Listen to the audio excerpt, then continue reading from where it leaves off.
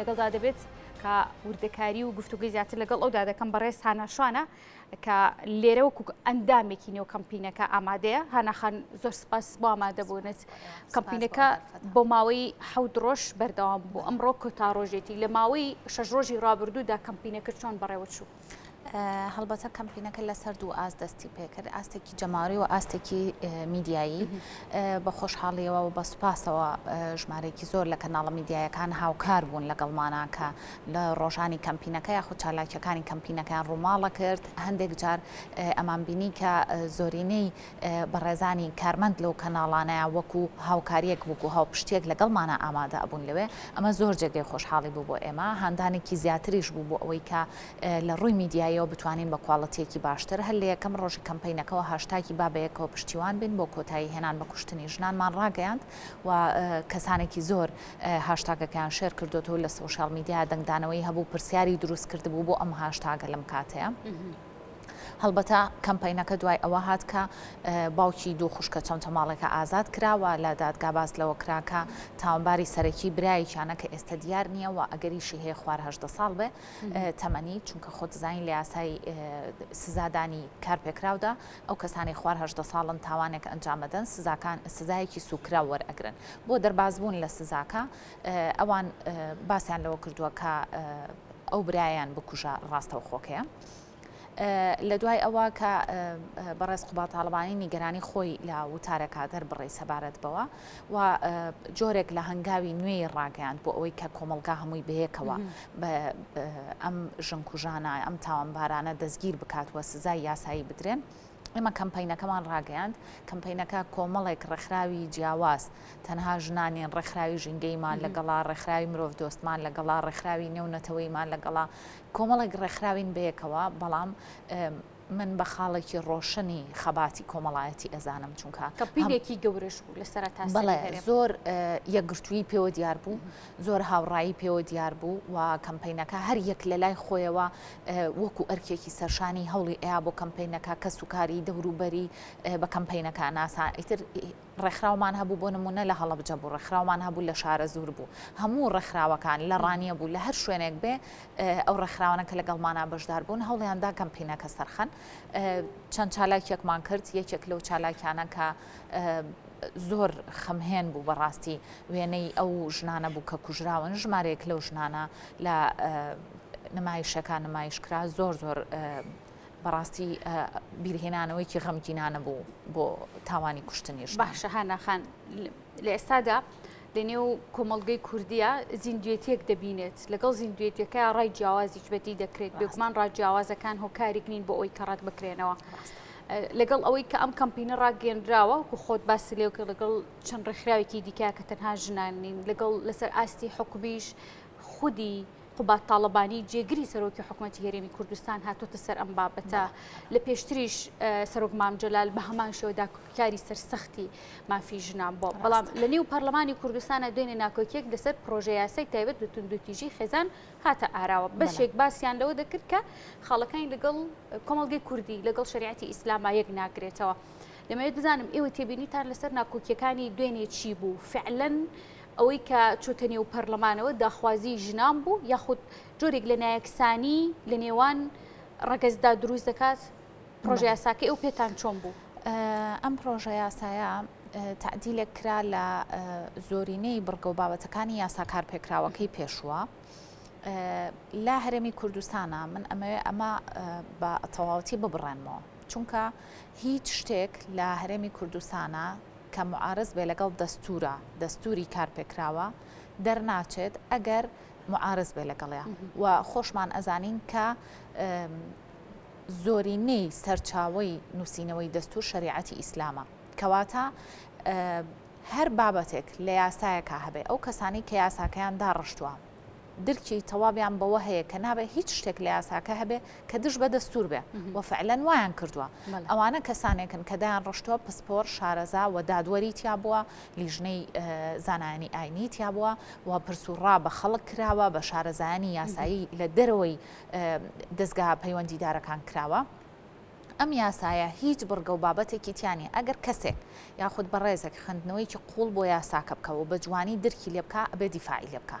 وەکو ئەرکێکی مرۆڤانە بێ دیفاعی لێ بکات چونکە ئەم یاسایە نووسراوە یاسای بەرەنگاربوونەوەی توندوتیژی خێزانی واتە مەبەستی لێی خێزانە خێزان بە ژن بە پیا و بە مناڵ ئەگرێتەوە بە هەموو ڕەگەزەکان ئەگرێتەوە بە مناڵیشەوە کەواتە ئەم یاسایە هیچ بڕگە و بابەتێکی تعاڕوزی نییە لەگەڵ دەستورە دەستوریش سەرچاوەکەی شریعەتی ئیسلامە کەواتە ئەم یاسای هیچ تعاڕوزێکی نییە لەگەڵ شریعەتی ئیسلامە بەڵام ئەوەی ئەوترێ ئەوەی باس ئەکرێەوە هەندێک جار سوشیال میدیا بە شێوازێکی زۆر ناشرین بۆ تەرحی ئەکاتەوە ئامانج لێی نائارامی کۆمەڵایەتیە خۆتان نەزانن کۆمەلگای ئێمە کۆمەلگایەکە لە بارودۆخێکی زۆر هەستیارایە و کۆمەلگایەکە کەوتۆتە ناو جەرگەی ململانەکانی دەوڵەتانی ئیقلیمی و ئەگەری هەیە دەوڵەتانی ئیقلیمی دەسوەردان بن لێرە بیانەوەی ئەم ژینگە تەندروستەی کە ئێمە بە خوێنی هەزارەها شەهید بۆ خۆمانمان دروست کردووە لە دەستمانی بسێنن کەواتە من داواکارم لە هەر بەڕێزێک کە ئێوێ یاساکە بخوێنێتەوە تێبینی هەیە لەسەر یاساکە ئەتوانێت زۆر بەوردی بیخوێنێتەوە ئینسانیانە بیخوێنێتەوە بە چاوێکی ئینسانیەوە بیخوێنێتەوە بە چاوێکی دوژمنکارانەوەنە چونکە ئەم یاسایە تایبەتە بە خێزان و خێزانی کوردەواری بچووکترین نەواتی کۆمەلگای کوردەواریە کەواتە ئەگەر خێزان تەندروست بوو کۆمەلگای کوردی بۆ ئایندە تەندروست ئەبێ و ئەگەر خێزان وەکو ئەوەی لە ئێستادا هەیە ئالوودە بوو بەشێکی بە توندوتیژی و بە ناحەقی و بە تاوانی گەورەی کوشتن بەرامبەر ژنان ئەوە کۆمەلگایکی ئاسوودە نابێت واتە ئێوە ئێستا کۆمەلگەی کوردی لەو مامەڵەی کە لەگەڵ خێزانە دەکرێت و خودی خێزانەکان لەگەڵ خۆیان نادەیکەن ئێوە بە ئاڵوودەبوونێکی توندوتیژی دەیان ناسێنن چۆنێ دەیبینن خێزانەکان و ڕۆژی ژنان چۆنە بینن ئێستا بەڵێ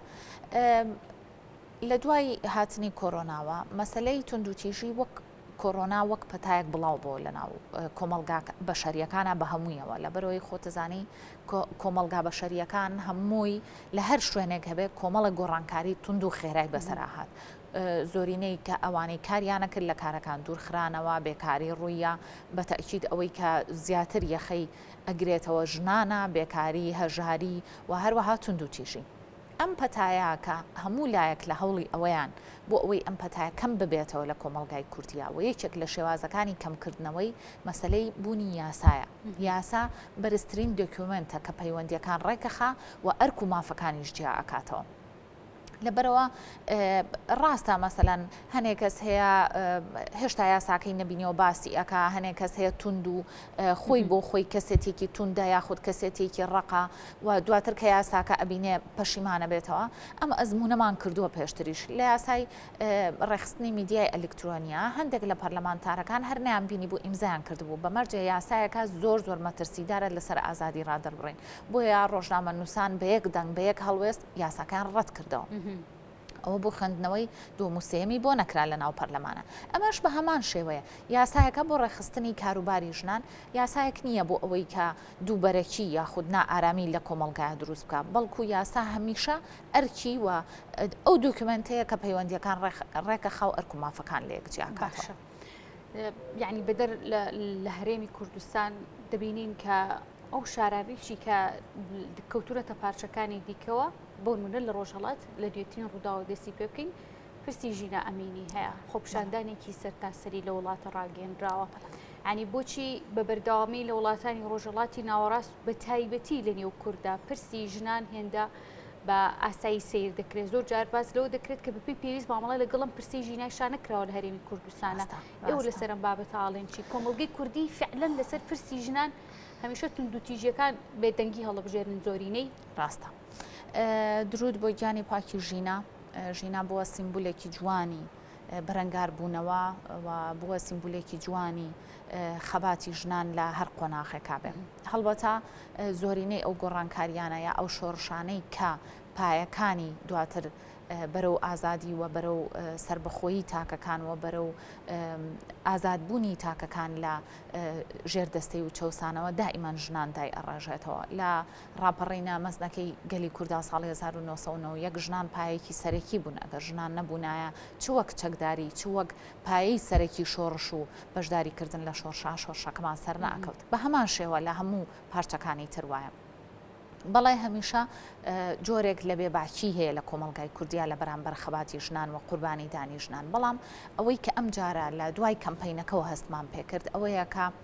جۆرێک لە هاوبەشی لە نێوان تاکەکانی کۆمەلگا هەیە گەنج لاو پیر پیاوان ژنان هەمووان بەیەکەوە لە کەمپینەکەی بەشداریان کاریگەری کەسایەتی بە تاڵبانی نییە لەسەر ئەم بابەتە لەسەر ئاستی باڵا حکومی هۆشیاریەکە بەگوێی هەم خێزانەکان هەم کۆمەڵگەی کوردیە ئەو خۆی کردە نمونەیەک بۆ ئەوەی کە کەسانی تر بپرسن بۆچی پیاوێک لە ئاستێکی وا بەرزە ئاوەڕێاتەوە لە مەسلەیەکی وەکو ژنان لەبەرەوەی ئەمە نۆرمە کۆمەڵایەتەکەی ئێمە ئەمە نەزمە کۆمەڵایەتەکەی ئێمە بەڵام کە ئەبینێ ئەو لە ئاستی بەرپرسیارەتی سیاسی و حزبیایە و کارێک بۆ ژنان ئەکاوە تاریخێکی هەیە لە مەسلەی کارکردنەیە ئەبێتە سەرنجێک لەلای و زۆرێک لەو کەسانەی ترکە هاوپشتیان کردووە لە نمونەی ئەو هاوپشتیان کردووە بەڵام هێشتاش ئەبینین کە کەسانێک هەن بێباکن بەڵام ئەم بێباکێش هێدی ئێمە من گەشتبینم بۆی کە لەبەر ئەوەی ئەم جارە وەکو خاڵێکی وەرچەرخان هەمووان بەیەکەوە بووین گەشتبینم بۆی کە لە ئایندەیەکی نزیکە هەر هەمووان بەیەکەوە بین کاریگەری کەمپینەکە تا ئێستا بەدیکراوە لە هەنگاوەکانی یەکەمین و کۆمەڵەیە ئەوانی کە بەشدار بوون لەگەڵتانە وەکو ئاستێکی ڕۆشنبیری وەکو دیدگایەکی نوێ بەرامبەر بە ژن توانراوە لە مێشکیانە لە زەهێنیاندا بەدی بکرێت بەڵێ ئەوەی جێگەی خۆشحاڵیە چەند نووسینێک هەیە و چەندین نووسەر و ڕۆژنامە نووس و ئەو کەسانەی کە لە کۆمەلگایە کاریگەریان هەیە هاوپشتی خۆیان دەربڕیەوە بۆ کەمپینەکە و ئەگەر هاوپشتیشان دەرنەبڕی بێت ژایەتی کەمپینەکەیان نەکردووە لانی کەم کە ئەمەش هەر جێگەی خۆشحاڵیە چونکە خۆتزانی ئەم جۆرە لە کاری کۆمەڵایەتی هەموو جارێت دشیش هەیە ئەوەش ڕایەکی مەقبولەوە ئەگەری هەیە مەسەلەن بۆ نمونە کەسانێک هەبێ جۆری کەمپینەکەی بەدڵ نەبێ ئەو بە شێوازێکی تر ڕوبەڕووی تونند و تیژی یاخود کوشتن ببێتەوە ئەمەش جێگەی خۆشحاڵیە گرنگەوەیە هەمووان بەیەکەوە بین لەم هەڵمەتەیەوە لەم قۆناغا هەستیاری کۆمەلگای کوردی لەم ڕۆکە دوهامین ڕۆژی کەمپینەکەیە چ چالاکیەکتان دەبێت کۆتایی کەمپینەکە بەچی دەهێنرێت بەڵێ ئەمڕۆ مەراسیمێک هەیە کە کۆتایی کەمپینەکەی پێ ئەهێنرێ ئەویش بریتە لەوەی کە هەر ڕێکخراوە ئازادانە بۆ یەکەم جارەکە هەموو ڕێکخراوەکان بەیەکەوە ئەتوانین گفتوگۆیەکی کراوە بکەین و هەر ڕێکخراوە ئازادانە ڕاو بۆ چوونی خۆی لەسەر کەمپینەکەەوە لەسەر خەبات و لەسەر ئایندەی کۆمەلگای کوردی ئەتوانێت جۆری میکانیزمی ئیشکردنەکانمان بکە ئایا بە هاوبەشی ئایا ئەزمونێکی باشمان کردووە هەڵسەنگاندنی بۆ ئەزمونەکان هەبێت هانەخان یەک پرسیاری ترەکەم بە کۆتا پرسیار زۆر جار ڕخنی زۆر لە ڕێکخراوەکانی ژنان دەگیرێت کە ئەوان دژی شریعەتی ئیسلامن دژە باوی لە کۆمەڵگەدا بڵاو دەکەنەوە لەگەڵ ئەوەدانین کە خانمانی باڵاپۆش لە نێو ڕیزەکانی ڕێکخراوەکانە بن یاخۆت بە پێچەوانەوە خانمانی باڵاپۆش بە چاوێکی دیکە سیر بکرێن دین بە هەمان شێوە ئەمە پرسیاری خەڵکە ئەمێ بزانم ڕێکخراوەکانی ژنان فعلەن ئەم پرسیاری کە لە سەریان دروست و لەلایەن بەشێک دیارە لە کۆمەڵگە و خەڵکەوە فعلەن ئەم دیدگایە ڕاستە ئەم تێڕواینە ڕاستە بەرامبەر بە ڕێکخراوەکان زۆر جار دژ بە ئاینن مەسلێکی کوردی هەیە ئەڵێ بەردێک زانا ئەیخاتە بەردێک نەزان ئەیخاتە گۆمێکەوە بە هزار زانا نایەتە دەرەوە جاری وایە تەرحێگەکرێ لە کۆمەڵگایە بە هزار زانا کۆ ناکرێتەوە تەرحەکە لە بەرەوەی جێ خۆیەگرێتەوە لە کۆمەڵگایە یەکێک لە ئەو کەسانی کە لە کەمپینەکە ئەم جارە لەگەڵمانە بەشدار بوو خانمێکی باڵاپۆشە و نوێنەری یەکگرتووی خوشکانەوە یەکێک بوو لە ژنە زۆر ئازاکان لە سەرەتای کەمپینەکەەوە بە بەردەوامی لەگەڵمانە بووە و کاری بۆ کەمپینەکە کردووە ئەمە شتێکی زۆر پوچە ئەو قسانەی کە ئەکرێ سەبارەت بەوەی کە کێ باڵاپۆشە کێ باڵاپۆشنیە ئێمە لە قۆناغەکەین هەمووان پێویستە بەیەکەوە بەدەر لەوەی کێ چییە کێ چۆن بیرەکاتەوە ئەو ئازادی تاکی خۆیەتی ئازادی تایبەتمەندی خۆیەتی بەڵام ئێمە لەم قۆناغە هەستیارەیە پێویستەکە بەیەکەوە هەمووان بەدەر لەو بۆ چوونانە قسە و قسەڵۆکانە ئەمانە قسەی بازاڕین بەڕاستی ئەو ئەوی قبول نییە ئەو حەز لەو ناکە کۆکەرەوەی ئاینە جیاوازەکانیشن بەڵێ بەتەکید ئەبێ وابێ چونکە ئاینی جیاوازە ڕای جیاوازە باڵای جیاوازە پۆشینی جیاوازە بۆ چوونی جیاوازە هەرچێکی جیاوازە دوجار ئەو ئینسانێکە و خەباتێکی ئینسانی ئەکا ئەرکێکی ئینسانی لەسرە کە بێ لەم قۆناغەیە هەمووان بەیەکەوە بێ هانەخان من زۆر سپاس دەکەم زۆرکەوتن بۆ کەمپینەکەشتان دووبارە زۆر سپاس بۆ بەڕێز هاناشوان کە بڕێزان وەکو ئەندامی کەمپینەکە بێکمان لێرە بوون ماندوو نەبن زۆر سپاس